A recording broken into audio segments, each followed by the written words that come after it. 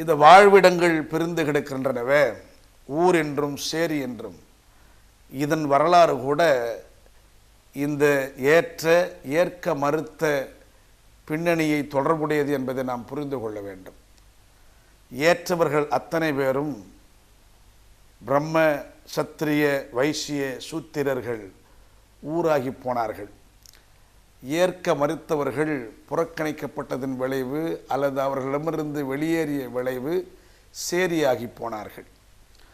இப்படி சேரிவாழ் மக்கள் எல்லாம் ஏறக்குறைய 2000 ஆண்டுகளுக்கு மேலாக இந்த சனாதனம் என்று சொல்லுகின்ற மாற்ற இயலாத கொடுமைகள் நிறைந்த வர்ணாசிரம கொள்கைகளை எதிர்த்து நின்று வர்ண எதிர்ப்பாளர்கள் என்கிற நிலையிலிருந்து இன்றைக்கு சாதி எதிர்ப்பாளர்கள் என்கிற புரிதலுக்கு வந்திருக்கிறோம்.